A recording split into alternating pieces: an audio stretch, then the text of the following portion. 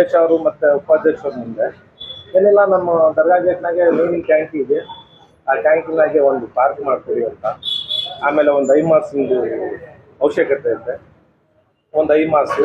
ಆಮೇಲೆ ಇಲ್ಲಿ ಕಾರಂಜಿ ಇದೆ, ಕಾರಂಜಿ ಮುಂದೆ ಒಂದು APJ ಅಬ್ದುಲ್ ಕಲಾಮಿಂದು ಸ್ಟ್ಯಾಚ್ಯು ಕುಂದಿಸ್ಕೊಡಿ ಅಂತ ನಾವು ಕೇಳ್ಕೊಂತಿದ್ದೀವಿ. ದರ್ಗಾ ಸರ್ಕಲ್ನಾಗೆ ನಾವು ಒಂದು ಐಮಾಸ್ ಲೈಟ್ಗೆ ಹೇಳಿದ್ವಿ ಜಯಚಂದ್ರ ಸಾಹೇಬ್ರಿಗೂ. ಅದಕ್ಕೆ ನಮ್ಮ ಅಧ್ಯಕ್ಷ ಕೇಳ್ಕೊಂತೀವಿ, ಅದಕ್ಕೆ ಗಮನಕ್ಕೆ ತರ್ರಿ, ಅದು ತಂದಿ ಅದೊಂದು ಐಮಾಸ್ ಲೈಟ್ ಅನ್ನು ಮಾಡಿಸ್ರಿ. ಹಾಕಿದ್ದಾರೆ ಏನು ಇಲ್ಲಿ ಮುಂದೆ ಟ್ಯಾಂಕ್ ಐತೆ, ಇಲ್ಲೊಂದು ಪಾರ್ಕು, ಆಮೇಲೆ ಅದರಲ್ಲಿ ಐಮಾಸ್ ಲೈಟು ಅಂತ ಬೇಡಿಕೆ ಇಟ್ಟಿದ್ದಾರೆ. ಆಮೇಲೆ ಒಂದು ಇಲ್ಲಿ ಕಾರಂಜಿ ಐತೆ ದರ್ಗಾ ಗೇಟ್ ಅಲ್ಲಿ, ಅಲ್ಲಿ ಒಂದು ಡಾಕ್ಟರ್ ಮಾಜಿ ಅಧ್ಯಕ್ಷರು ಮಾಜಿ ರಾಷ್ಟ್ರರು ಆದಂತ ಡಾಕ್ಟರ್ APJ ಅಬ್ದುಲ್ ಕಲಾಂ ಅವರು ಕಾರಂಜಿನಲ್ಲಿ ಒಂದು ಸ್ಟ್ಯಾಚ್ಯೂ ಇದಕ್ಕೆ ಅಂತ ಒಂದು ಬೇಡಿಕೆ ಇಟ್ಟಿದ್ದಾರೆ.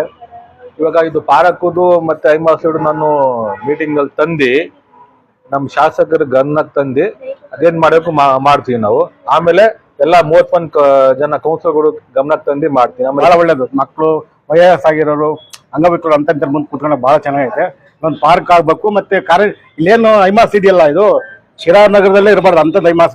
ದೊಡ್ಡ ಸರ್ಕಲ್ ಇದು, ಹೈವೇ ಹೋಗಂತ ಜಾಗ, ಮದಿಗೆ ರೋಡ್ ಎಲ್ಲ ರೋಡ್ಗಳು ಸೇರ್ಕೊಂತ ಜಾಗ. ಇದಕ್ಕೆ ದೊಡ್ಡ ಐಮಾಸ್ ನಾನು ಅಧ್ಯಕ್ಷ ಜೊತೆ ಚರ್ಚೆ ಮಾಡಿ ನಾವು ಇವರೆಲ್ಲ ಹೋಗಿ MLA ಹತ್ರ ಮಾತಾಡಿ ಶಿರಾ ನಗರದಲ್ಲೇ ಇರಬಾರ್ದು ಅಂತ ಒಂದು ದೊಡ್ಡ ಐಮಾಸ್ ಲೈಟನ್ನು ಇಲ್ಲಿ ಅಳವಡಿಸುವಂಥ ಪ್ರಯತ್ನ ಇಬ್ಬರು ಮಾಡ್ತೀವಿ.